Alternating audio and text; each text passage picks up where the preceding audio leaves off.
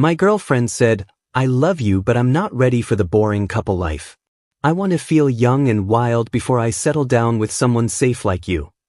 So I gave her all the freedom she wanted while I started a life she'd never be part of. What she did next?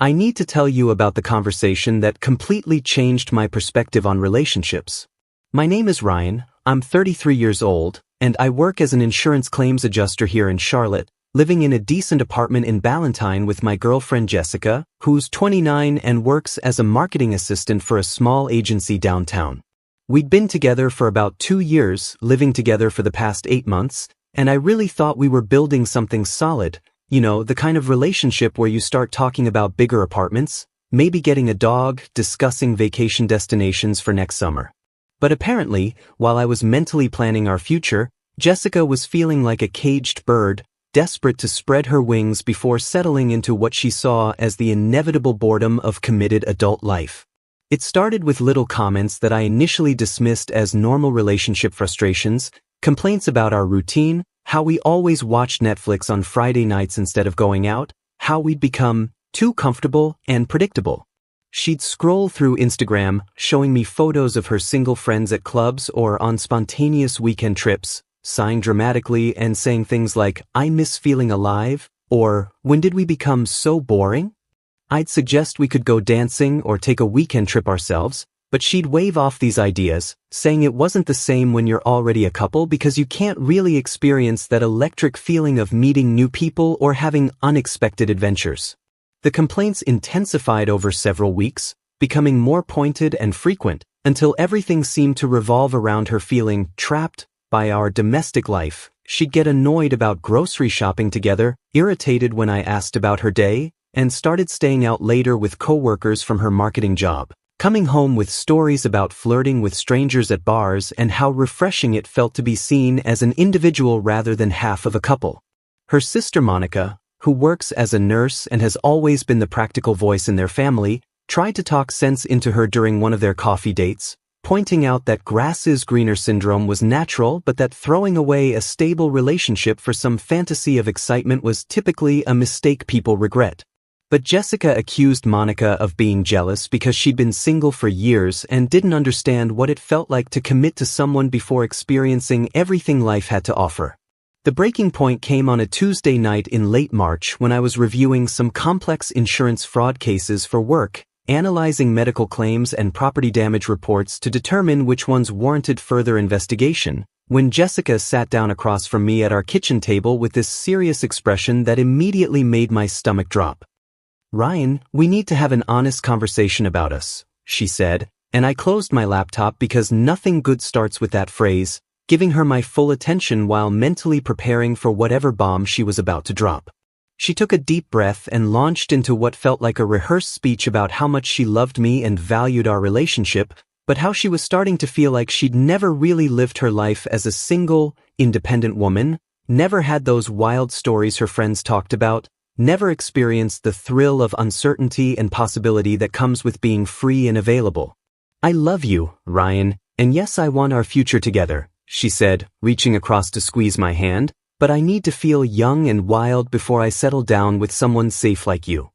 The word safe hit me like a physical blow, and when I asked her to explain exactly what she meant by that, she told me I was exactly the kind of man she wanted to marry someday, stable, responsible, good with finances, the type of guy who would never disappear or cause drama or break her heart, but that she needed to experience what it felt like to date other types of men first, more exciting and unpredictable men, before she could really appreciate what I offered. "You're safe and stable, Ryan, exactly what I'll want when I'm ready to be serious and think about marriage and kids and mortgages and all those adult things," she explained with what she probably thought was a reassuring smile, "but right now I just need some time to get this out of my system." She talked about wanting to go on girls' trips without feeling guilty, wanting to dance with other men at clubs, wanting to feel that butterfly in your stomach excitement that she claimed had disappeared from our relationship because everything between us had become too predictable and comfortable. When I asked what this meant for us practically speaking, she suggested we take a break. Not a permanent breakup, she rushed to clarify, just some temporary space for her to explore and figure out who she was when she wasn't half of a couple, while knowing I'd be there when she was ready to get serious about building a real future together. "Just give me time to get this out of my system," she said, squeezing my hand tighter, "and then we can build something real and lasting, something I'll truly appreciate because I'll know what else is out there." I sat there looking at this woman I'd been mentally shopping for engagement rings for, this woman I'd been considering adding to my work health insurance policy, and I realized she saw me not as a partner but as a retirement plan, something solid and boring to rely on after she'd had her fun with more exciting options.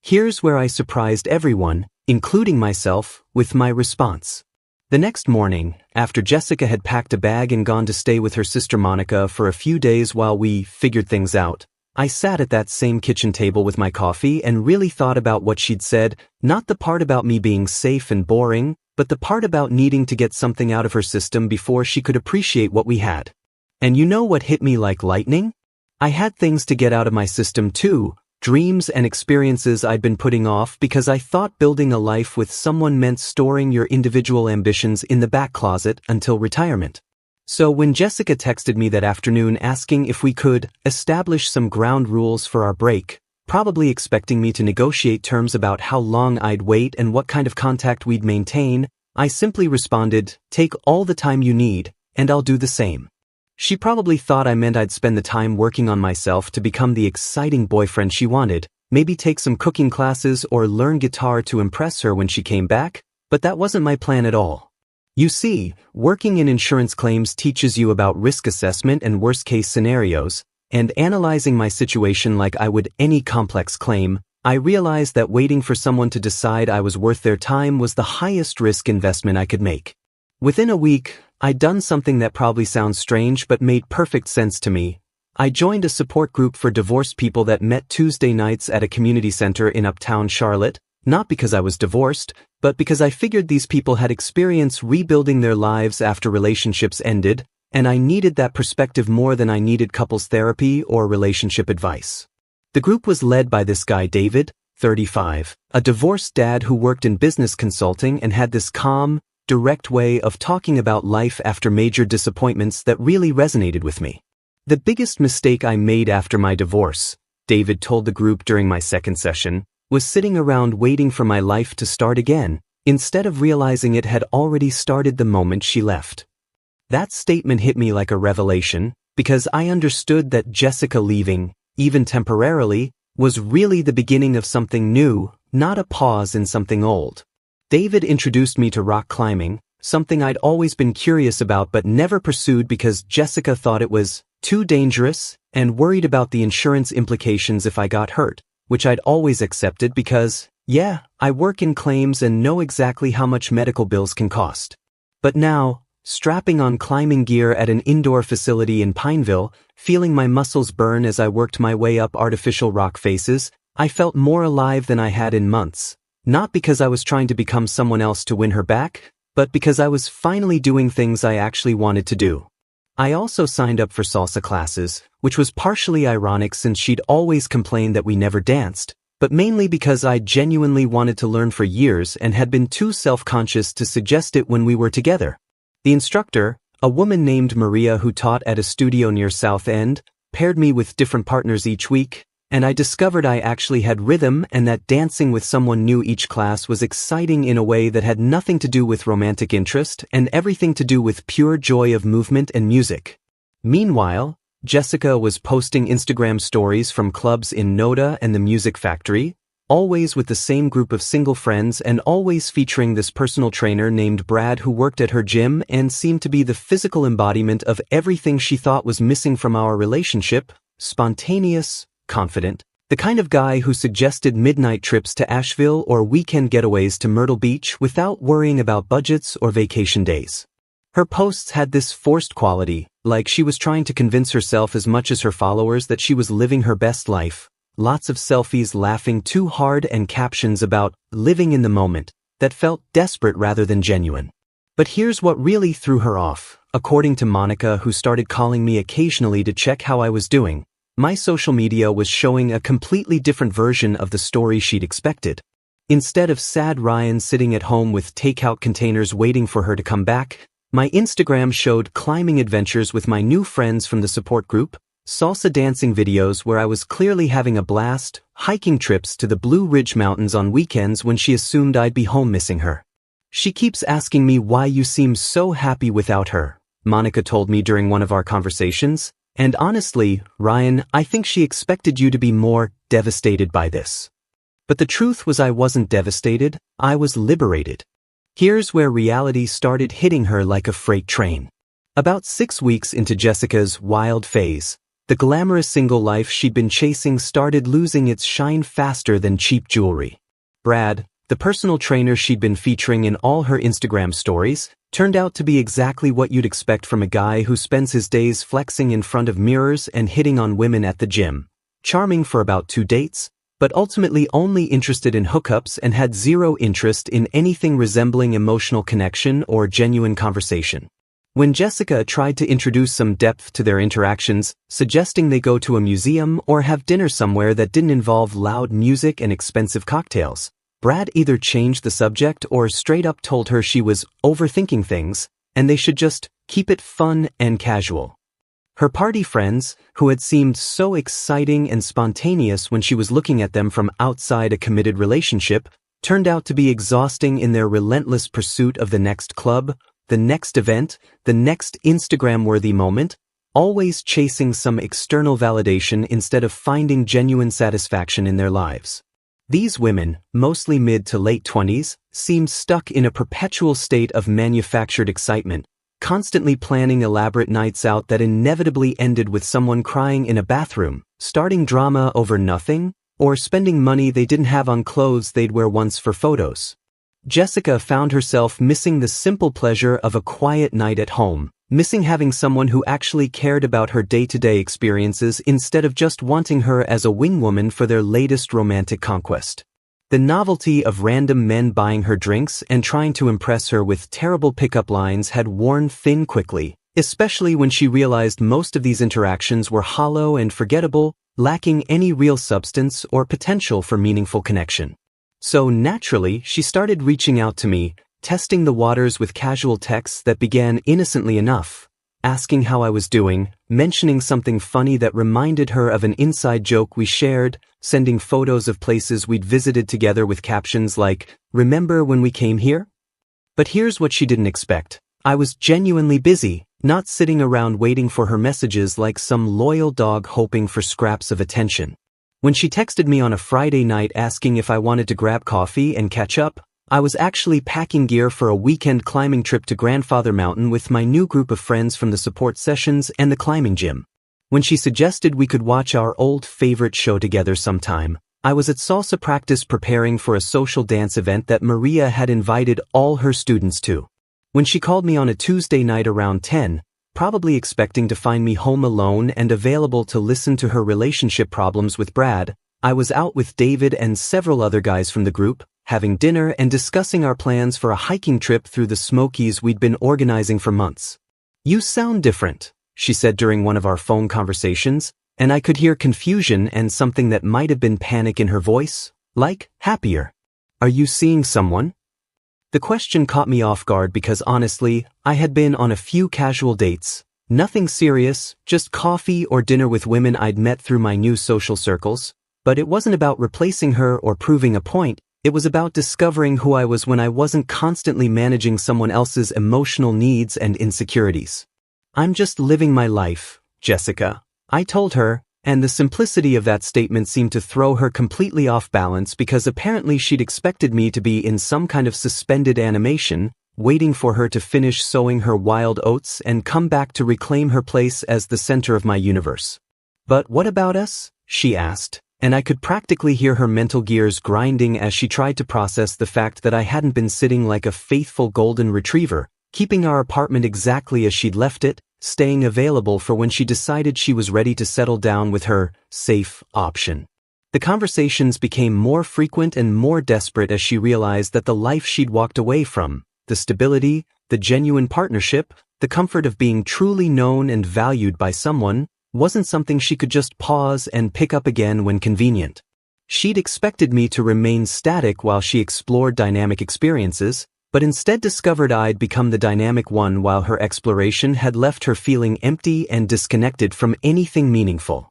Fast forward 6 months and here's where everything came full circle. Jessica called me on a Thursday night in September, her voice carrying that familiar tone of someone who's made a decision and expects the world to accommodate it, asking if we could meet for dinner because she had something important to discuss with me. I agreed to meet her at a small restaurant in Plaza Midwood, partly out of curiosity and partly because I'd genuinely gotten past any anger or resentment and could approach the conversation from a place of genuine calm. When she walked in, I immediately noticed how different she looked. Not physically, but in her energy, her confidence, the way she carried herself. The wild, adventurous woman who'd left me 6 months earlier to explore her options had been replaced by someone who looked tired, uncertain, maybe even a little defeated. We ordered our food and made small talk for a few minutes, but I could see she was gearing up for something, the way she kept playing with her napkin and looking around the restaurant like she was searching for the right words written on the walls. Finally, she took a deep breath and launched into what was clearly another rehearsed speech, this time about how much she'd learned about herself during our time apart, how valuable the experience had been for her personal growth, but how she'd come to realize that what we had together was rare and special and worth fighting for. "I'm ready now, Ryan," she said, reaching across the table to touch my hand, ready to be serious, ready to build the future we talked about. I got all that wild stuff out of my system, and now I can truly appreciate what you offer. The irony wasn't lost on me that she was essentially asking me to be grateful that she'd decided I was worthy of her attention now that she'd confirmed there wasn't anything better available. She talked about how exhausting it had been to be constantly on with people who didn't really know her, how superficial most of her interactions had become, how much she missed having someone who understood her moods and her humor and her quirks without needing constant explanation. "You were right to wait," she said with a smile that probably would have worked 6 months ago, "and now we can pick up where we left off, but better, because I know what I want now." I listened to her entire presentation without interrupting, watching this woman who had once been the center of my universe trying to reclaim a position that no longer existed, and when she finished talking, I was quiet for a long moment, not because I was considering her offer, but because I was marveling at how completely different I felt sitting across from her. "Jessica," I said finally, "I think there's been a misunderstanding. I wasn't waiting for you."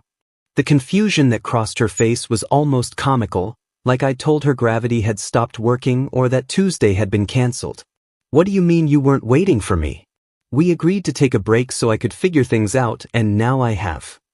I explained as gently as I could that a break had meant exactly that to me. A break, not a pause, not a timeout where I'd sit on the bench while she played in the game. I told her about David and the support group, about the climbing and salsa dancing, about the friends I'd made and the confidence I'd gained, about the women I'd dated and the one I was seeing seriously now, a financial advisor named Nicole who appreciated me exactly as I was right now, not as someone to settle for after exhausting better options. "But I chose you," Jessica said, and I could hear desperation creeping into her voice as she realized her careful plan of having her cake and eating it too was falling apart in real time. "I could have stayed with Brad or any of those other guys, but I chose to come back to you."